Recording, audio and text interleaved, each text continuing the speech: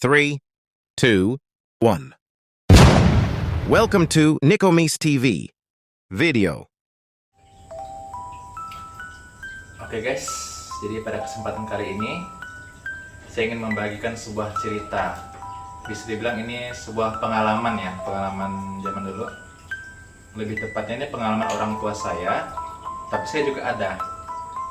Lebih tepatnya ini kejadiannya di tahun 1999.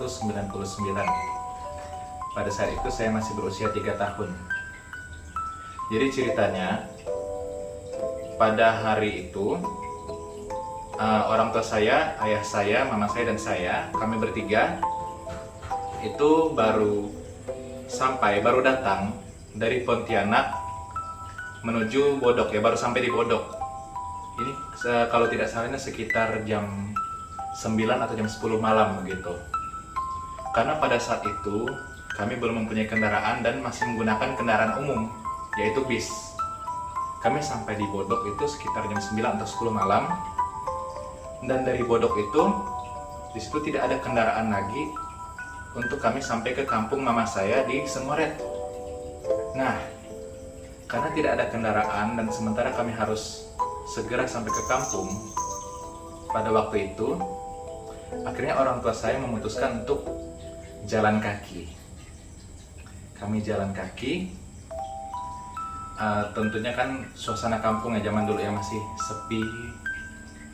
Oke, singkat cerita, sampailah kami di sebuah kampung namanya itu Sedoya, di mana di sebuah kampung itu terdapat beberapa cerita urban legend yang lumayan seram sih ya. Pokoknya di daerah itu udah cukup terkenal lah ya. Tapi orang tua saya ini karena mengejar waktu ya memberanikan diri saja. Tetap berjalan, kami bertiga berjalan, saya digendong ya, saya masih bayi, saya masih 3 tahun, masih 3 tahun masih digendong. Orang tua saya berjalan. Nah, pada saat sampai di tempat yang agak seperti perbukitan gitu ya, agak mendaki lalu menurun. Nah, di sini orang tua saya, ayah dan mama saya ini sama-sama melihat dari kejauhan. Oh, ada lampu terang sekali lampu itu. Jadi pada saat lihatnya, oh mereka senang nih. Oh, ada mobil ini, ada kendaraan. Sehingga adalah penerangan jalan sedikit. Karena memang pada saat itu, baru jam 9 atau jam 10 malam itu sudah sepi. Tidak ada kendaraan yang lewat.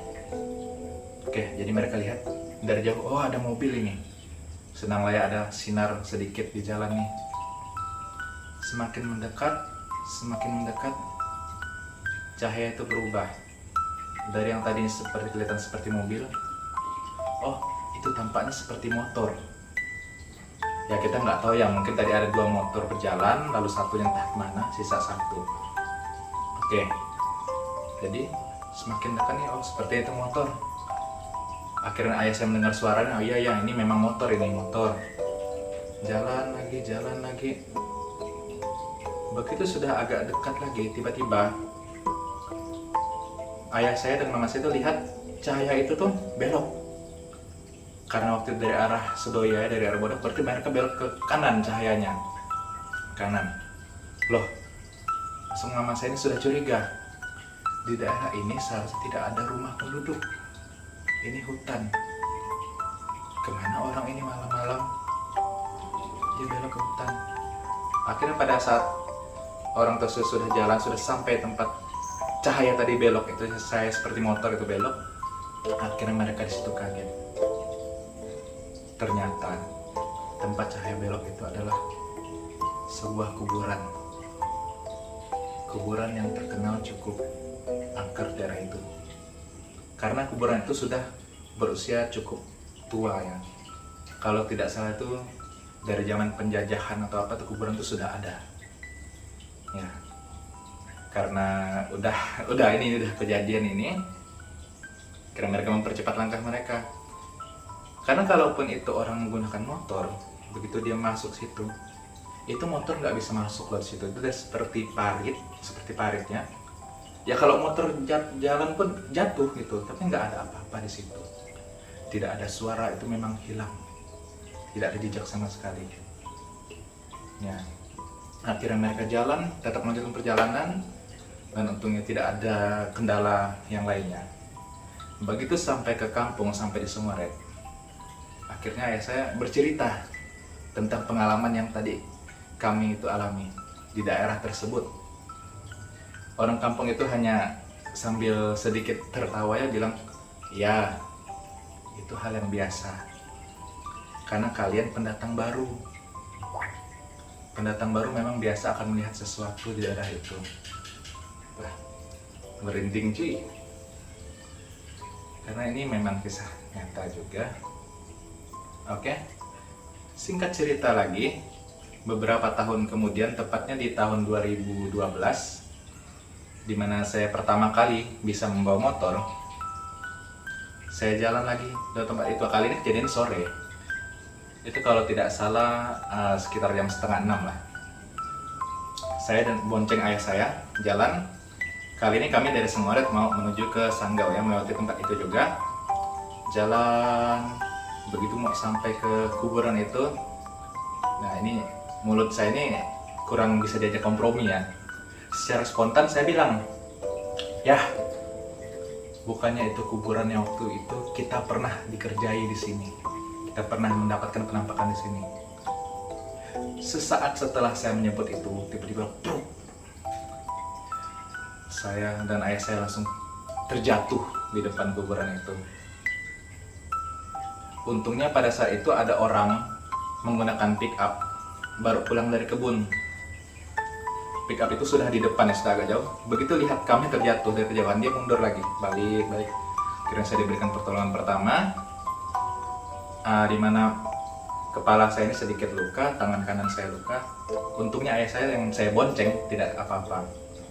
Dan itulah kata orang, ya kalau kita melihat sesuatu atau mengalami sesuatu itu tidak perlu disebutkan di tempatnya. Atau biasa kata orang Indonesia itu kualat gitu ya. Oke. Jadi tempat itu memang